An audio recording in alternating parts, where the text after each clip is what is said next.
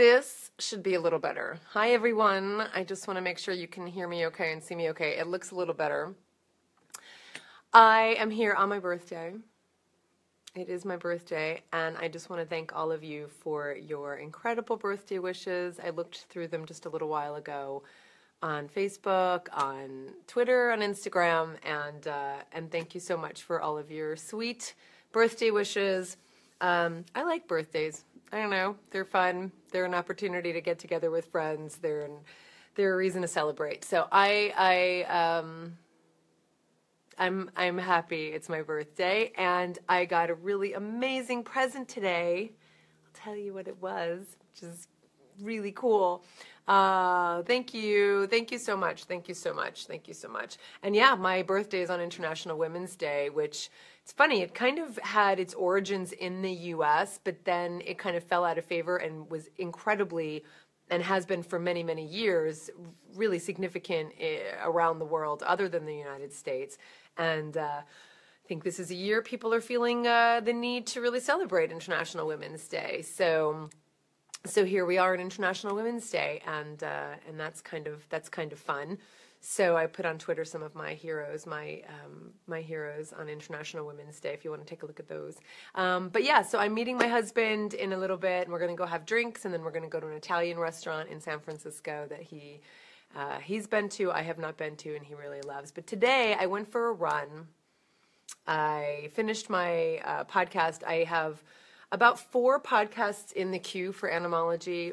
If you want to give me a birthday present, the birthday present I'm asking for is that people go and subscribe to Animology podcast on iTunes, on Stitcher. I don't care how you subscribe, but if you could subscribe and share the podcast. I'm really proud of the work I'm doing on this topic, and I would be so grateful if you would share it. I just finished working on an episode on, it's a 2-parter on all of the colors whose names come from animals. So all the etymologies of colors, like the word purple and puce and vermilion and crimson and taupe and fawn and teal, are all etymologies.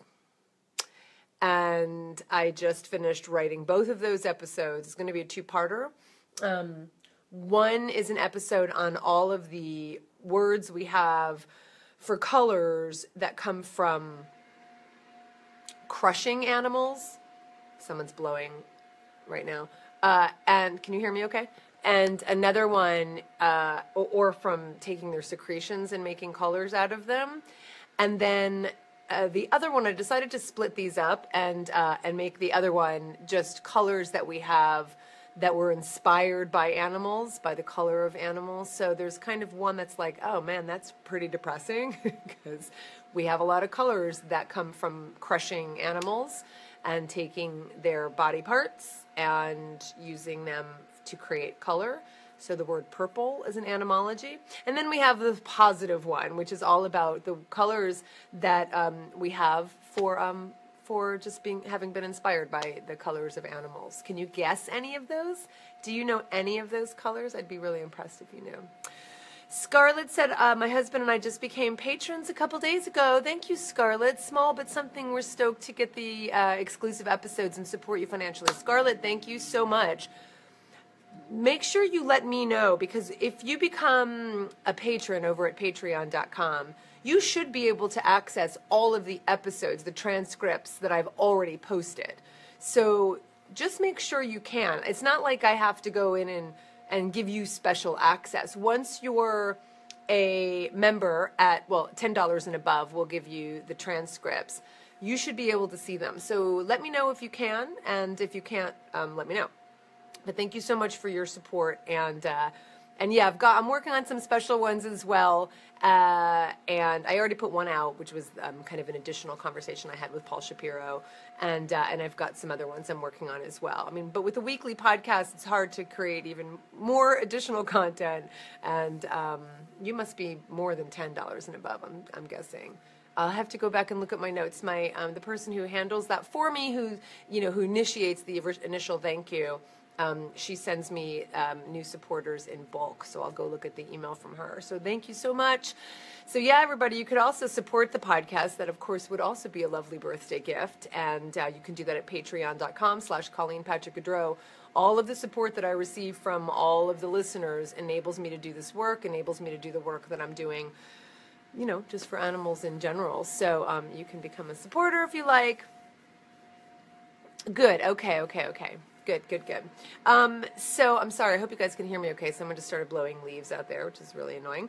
And so, yeah, so if you have any thoughts about which colors come from animals, I'd be really impressed if you knew that. But the gift I received today, which was really lovely, thanks MJ, was I went for a run and I saw my neighbor, and she said we just had a new birth. So we have a new baby in the neighborhood, a new baby deer, which means I now have to come up with another name because I name all the deer. And the names for the deer are all either Greek or Roman figures. So over the years, we've had Marcus after Marcus Aurelius. We've had, of course, Atticus. We have, I have everybody's giving thumbs ups now. Thumbs ups. We've had, so Atticus, we've had Augustus, who we still have. Augustus is now about a year old. And now I'm starting to see him without his mother. We've had Ella, which is a nickname for Helen, who obviously was a Greek hero or Greek woman figure. We've had, who else? Atticus's sibling was, I'm blanking on his name, and he died. We've had Penelope. So I don't know if we have a male or female, and I don't know if we have two. So when deer are born, I don't know if you know this, but most of the time they often give birth to twins because the death rate, the mortality rate for young deer is pretty high. So nature tries to make up for it by making sure that the females have two babies instead of one. So every year that I've been in this house, we've had twin births. And in two of the cases, there have been deaths. Now, of course, I don't know what's happening now with them because if they're not coming around the house, I can't keep track of them. But so we either have a single birth or a double birth, and now I have to come up with names. Coral. Yeah, Liz, that's really great. So Coral just made a guess at a color that comes from an animal. Coral is on the list of those words that are names for colors that are inspired by animals. So the answer is yes. Some of them are so interesting because it's not just that we have a color because of the color of an animal. Like fawn is an example of that, like coral. But some of these colors are really interesting because the etymology of the actual word is an animology. So I'll give you a little preview. So for instance, the word teal is actually the color teal. We get the color teal because of the common teal duck, little waterfowl, little duck, yeah, a small duck. And the teal duck has a teal color, beautiful teal color around their eyes. And so we get the color teal because of the color around the teal duck. So that's kind of fun. Red, no, April, but crimson, yes. So the colors carmine or carmine and the colors crimson both come from the Latin word which refers to the Kermes insect who was crushed to create a red color. So crimson comes from the Latin word, what is it? Cremensis? Cremensis. I think it's cremensis, Creminsus. It's a Latin word. And the Latin word cremensis means the color that's created by crushing the Kermes insect. Then you have carmine, which also comes from that Latin root, which refers to the cochineal, the little insects who are crushed to create that color. So crimson, carmine, they are both animologies because of the animals we crush to get a color. So not red, but crimson, yes. Crimson is an animology. And coral and fawn and now I've given you teal. So you can go listen to animology and get these kinds of interesting histories of our words. I don't know about you, and I really want to hear from you if this is starting to happen to you, but whenever I'm in conversation with people, all of a sudden I'm like, that's an animology and that's an animology. So what did someone say the other day? Someone said something the other day, berserk, and I said, that's an animology. What was another one they said? Just like people are talking and I'm like, yeah, that's an animology. It is absolutely fascinating. Liz, what made me want to study this? Well, I have been talking about the words and expressions we use, the animal-related words and expressions we use for years. And my background's linguistics. Well, my background's language and etymology, and I have just a love of linguistics and mostly etymology. And so I've been talking about the language we use and how that language affects our relationship with animals and how it reflects our relationship with animals. So in Food for Thought, I've been talking for years, and this is, even in my Joy of Vegan Baking, I talked about etymology, which was 10 years ago when I wrote that book. And of course, the Food for Thought podcast is now 12 years old. And so I've been talking about it for years in the context of really everything, in the context of, framing language and making sure that we're not using language that denigrates animals, or that denigrates plant foods, which is one of the reasons I talk about not using fake and faux and alternative and substitute and analog and what else? Replacement for plant foods. So that context. And then I've also been talking about violent idioms we use, like kill two birds with one stone. And then I talk about positive words we use that are, or that just have hidden origins related to animals, because I do believe that the language we use and the words we use reflect our values. And if we're using words that are violent against animals, that's reflecting a violence against animals. I don't believe that we really are. I believe that our compassion for animals is stronger than is evident in our language.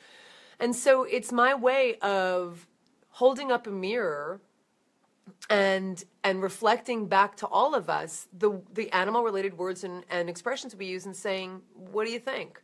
Are the words we're using reflecting the compassion we say we have for animals? And if not, what then?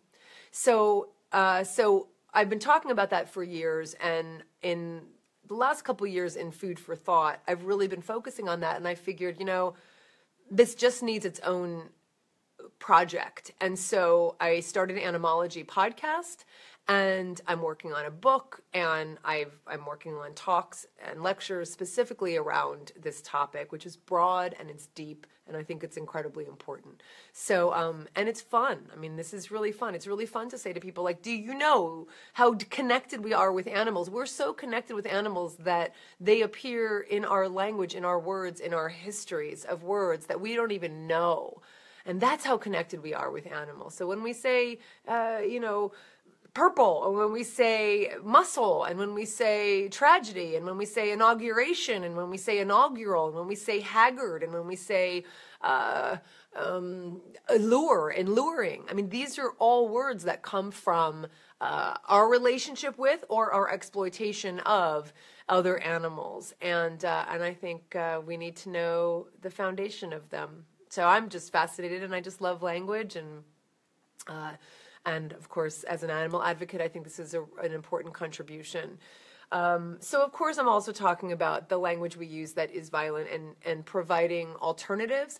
I do not think what I think is best in terms of alternatives for violent idioms and expressions about animals. What I think is best, to Beverly's point, these violent expressions that we do learn at an early age. We also have a lot of non-animal expressions and idioms that say the same thing. So when we talk about kill two birds with one stone, that's such a common idiom that we use. And I know that a lot of advocates want to come up with an alternative, like feed two birds with one scone. Like, that's not going to stick because that doesn't say what kill two birds with one stone says. Hit two cans with one stone says the same thing. I say cut two carrots with one knife. It's not about coming up with precious animal-friendly idioms. It's about not using the violent ones and looking in our language to see evidence of those that already exist so that we don't have to work that hard to use the alternative, to use the compassionate version. So I offer that in every podcast episode where I'm talking about violent idioms. So eating crow is one, for example. And in that episode on eating humble pie and eating crows, I talk about how, we already say to eat dirt. We already say to eat humble pie. And eating humble pie is not, it's not an etymology. Some people think it is because of the origin of the word umbles, which refers to the innards of a deer. And there used to be umble pie. Umble pie referred to pie that was made from the innards, the organs of different animals. But that's not what humble pie means in the sense of showing humility. So I talk about that in the eating humble pie and eating crow episode. But eating crow does reflect a disdain for crows, that we're so disgusted by them that eating crow is a really low thing to do. So my suggestion is, let's not say eating crow, but we've already got eating humble pie, we've already got eating dirt, we've already got eating one's hat. So let's use expressions that we already have because they're already going to be familiar and they're already going to be easy to convey to the English-speaking people, audience, world. Does that make sense? That makes sense. So I need to go because I have a date with my husband for my birthday. And again, thank you everybody for your well wishes. I'm going to hop over to Instagram and thank them for the same because there were so many lovely well wishes. And I'm going to go have dinner and head into San Francisco. And I know there'll be traffic, so I got to get going. And have a wonderful night. And again, if you'd like to give me any gift at all, it would just be listening to Animology and subscribing to the podcast. Of course, supporting it. I'm most grateful for that. It enables me to do this. Unlike with Food for Thought, I'm doing Animology weekly. Food for Thought was monthly, and this is pretty intense doing it weekly. And with your support, it enables me to do that, and it enables me to find the support I need to help me with the research, to help me with the writing, to help me with the social media, to help me with the editing. I mean, there's so many components of producing a podcast, and your support makes it possible. So thanks to all of you who are supporters. And if you'd like to be a supporter, it could be $5 a month. $10 a month gets you the written transcripts. All of it contributes to the work that I do to change the way we talk about and think about and thus treat other animals. Thank you, Nikki is a supporter. Thank you so much, Nikki. And Carrie, you're very welcome. It is my pleasure and my honor to do this work, and I'm really grateful to be able to do it. So thanks all of you, and happy day to all of you, and I will talk to you soon. Bye.